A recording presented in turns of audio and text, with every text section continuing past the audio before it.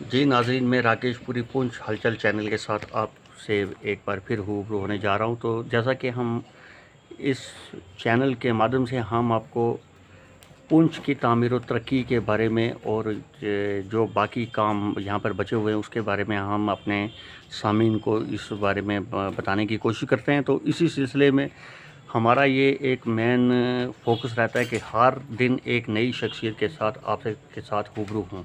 तो आज हमारे साथ सोशल वर्कर कहे जाए, पॉलिटिकली उनको कहा जाए, ये है हमारे साथ श्री निशु गुप्ता जी, जिन्होंने कोविड के दौरान अपनी बहुत खिदमत दी लोगों के प्रति। आज उनसे इस बारे में हम बातचीत करेंगे। निशु जी, आज हमें बताइए कि जो कोविड महामारी के दौरान आपने लोगों की किस तरीके से खिदमत की। पहले तो सबसे पहले धन्यवाद देते हैं आपके चैनल का कि आपने आज यहाँ पे ज़हमत उठाई और हमसे रूबरू हुए। आप देख रहे हो कि कोविड की जब से महामारी चली है, चाहे वो पिछले साल थी चाहे इस साल थी। पिछले साल भी हमने डे 1 से लेके हमने जो कोविड के जो प्रिकॉशंस वगैरह लेने थे उनके लिए हमने लोगों को अवेयर किया, अवेयरनेस कैंप लगाए।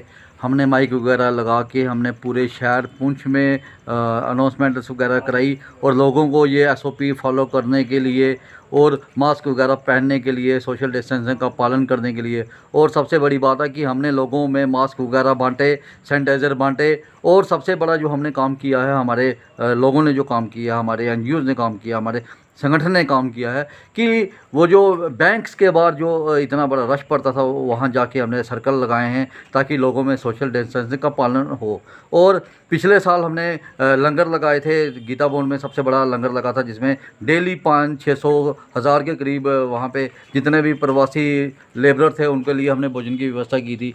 जिनके घरों में खाने पीने की कहीं परेशानी आ रही थी उनके घरों तक हमने फूड पैकेट्स पहुंचाए हैं। हमने अपने टेलीफोन नंबर्स अपने जो हमारे वॉलंटियर्स थे उनके हमने हर जगह सोशल मीडिया में और लोकल मीडिया में हमने दिए थे ताकि किसी को भी कोई किसी तरह की परेशानी आए तो हम उसके लिए पूरी तरह तैयार से हमने अपने संगठन की ओर से लोगों की बहुत सेवा की है। और इस साल जैसे कि आप देख रहे हो कि ये इस महामारी का जो कोविड की जो महामारी थी इसका जो रूप ही जो अलग था, हमने इसमें भी अपना बिल्कुल तन मन धन से अपनी इसमें सेवा की है। जहाँ जहाँ भी प्रशासन के साथ मिलके अपने सोशल डिस्टेंस का पालन करते हुए अपना हमने पूरी तरह से इस बार भी लंगर वगैरह लगाए हैं और हर तरह से अपना हमने इस बार भी सहयोग किया है। तो गुप्ता साहब, जैसा कि आप सोशल वर्कर होने के नाते नाते एक पॉलिटिकली भी आपका लाजम रहा है, तो आप इस वक्त पूंछ की तामीर और तरक्की के बारे में जब हम बात करते हैं तो पिछले 70 साल से लगातार वैसा ही हम देख रहे हैं जो इससे पहले था। तो इसके बारे में जब कि आपकी डिफरेंट लीडर से भी आपकी बातचीत चलती रही, आप पॉलिटिकली भी आपकी बैक है, तो आप हमें ये बताइए कि क्या वजह है कि हमारे पुंछ की तामीर और तरक्की क्यों पीछे चल रही है।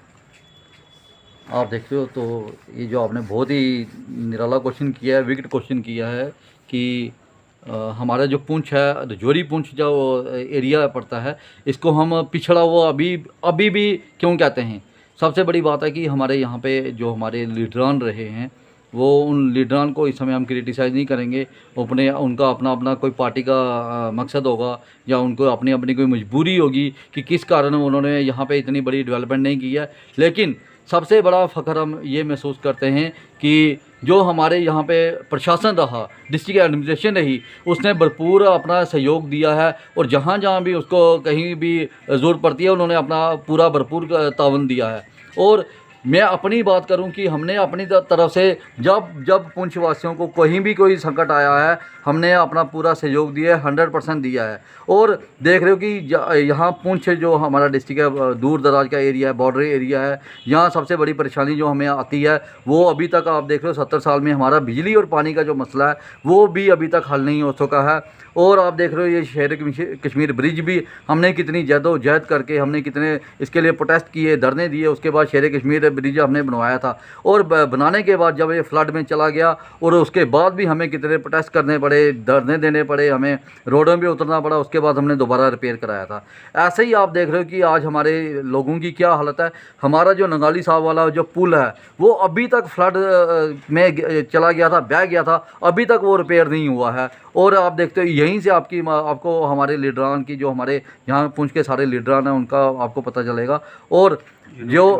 और सबसे बड़ी बात कि ये जो हमारा जो एक सबसे बड़ा एक पॉइंट है कि हमारे श्री बूढ़ा अमरनाथ जी की जो यात्रा है, जो पूरे हिंदुस्तान से जब यात्रा यहाँ पे आती है, जिसकी वजह से पुंछ का नाम पूरे हिंदुस्तान में हुआ है, उसकी वजह से यहाँ पे कोई तरक्की की बहार आई है। आप देख रहे हो कि जो मंडी की रोड थी पहले वो बिल्कुल सिंगल रोड थी, वहाँ की रोड की खस्ता हालत थी, लेकिन जब से वो यात्रा चलना शुरू हुई है, हमारी बीजी से लेके पुंछ की रोड, कलाई वाली और मंडी वाली रोड भी ठीक हुई है। और थोड़ी थोड़ी तरक्की की हम देख रहे हैं कि यहाँ पे बहार हमारी यात्रा के बाद आई है, जिसका मैं श्रेय अपने पूरे केंद्रीय अधिकारी को देता हूँ, क्योंकि उन्होंने यात्रा यहाँ पे लाई है। यात्रा से पूरे हिंदुस्तान में अगर कहीं नाम गूंजता है, इस यात्रा की वजह से गूंजता है, जिसकी वजह से यहाँ पे कोई ना कोई डेवलपमेंट हुई है। और आने वाले दिनों में भी, इस साल यात्रा नहीं आ रही है, आने वाले दिनों में भी आप देखोगे जैसे जैसे यहाँ पे यात्रा आती जाएगी, क्योंकि जहाँ जहाँ यात्रा चलती है वहाँ पर टूरिज़्म भी बढ़ता जाता है, वहाँ पर लोगों का आना जाना भी होता है, और लोग पूरे हिंदुस्तान से जब यहाँ पर आते हैं, और फिर हमारे कुछ लोगों को भी थोड़ा सा अपना सर ऊंचा रखने के लिए वो भी थोड़ा बहुत काम यहाँ पे करते हैं। तो गुप्ता साहब, जैसा आपने कहा कि टूरिज़्म यात्रा की वजह से टूरिज़्म जहाँ पर बढ़ता है, और इसी बात को लेकर हम चलते हैं कि जो हमारे पुंछ की जो हिस्टोरिकल बिल्डिंग है, जब कोई लोग बाहर से आते हैं उनको ये पता होना चाहिए कि ये हमारा ये किला है पुराना, ये टाउन हॉल था, ऊपर तालाब था, या दूसरा और दीगर चीज़ें। मगर इसका सारा जो है इस वक्त आप देख रहे हैं कि सब कुछ धर्म भरम हो चुका है। इसके बारे में ना कि ज़िला तरक्याती और उसके साथ साथ ना हमारे लीडर साहिबान इस पे कुछ तवज्जो नहीं दे रहे हैं, तो इसमें आप क्या कहना चाहेंगे? यही जो आपने क्वेश्चन किया, मैंने आपको पहले ही कह दिया कि हम अपने लीडरों के ऊपर कोई भी क्रिटिसिज्म नहीं करेंगे। हमारे लीडर यहाँ पे बहुत लीडर हैं, और इस बार तो हमारे और भी लीडर आ चुके हैं मैदान में। हम सबसे इस समय अपील ही उनसे कर सकते हैं, कोई क्रिटिसाइज़ नहीं करेंगे। हम उनसे अपील करेंगे कृपा करके हमारे यहाँ पे जितने भी हिस्टोरिकल प्लेसेस हैं उनको, उनके रख रखाव के लिए भी थोड़ा सा ध्यान दिया जाए। जब भी आपकी कोई मीटिंग होती है, डिस्ट्रिक्ट एडमिनिस्ट्रेशन की मीटिंग होती है, जब भी अपने प्लान में आप कुछ चीज़ें रखते हो, सबसे पहले आप बागडेडी का देखो कितना बुरा हाल हो चुका है। हमारा किला देखो आप, किले की कितनी खस्ता हालत हो चुकी है। सिर्फ आपने लाइटें लगा दी हैं, लाइटें लगाने से कोई वहाँ किले की वो खूबसूरती नहीं बढ़ती है। किले की खूबसूरती बढ़ाने के लिए आपको वहाँ पे बड़ा अच्छे तरीके से आपको आर्कियोलॉजिकल सर्वे वालों से बात करके, टूरिज़्म वालों से बात करके उसकी किले की खूबसूरती आपको बढ़ाए। और सबसे बड़ी बात, हमारा यह टाउन हॉल इतना अच्छा, हमारा राजे महाराजे के टाइम का यहाँ टाउन हॉल था, उसकी आज खस्ता हालत देख लो, उसकी कितनी बुरी हालत हो चुकी है। हम सिर्फ अपने प्रशासन से ये अपील करते हैं, कृपा करके जो हमारे हिस्टोरिकल प्लेसेस हैं उनके ऊपर ध्यान दिया जाए। जैसे कि अभी बात की है ऊपर तालाब की, वो हिस्टोरिकल तालाब था जिसकी जो सारा पानी हमारे शहर के आता था, और हमें बिजली का वहाँ बिजली भी बनती थी हमारे शहर में, लेकिन वो बिल्कुल बंद हो चुका है, डिफंड हो चुका है। वो कुछ देर पहले वहाँ रिपेयर हुई थी, लेकिन उसके बाद वो बिल्कुल काम नहीं चला है।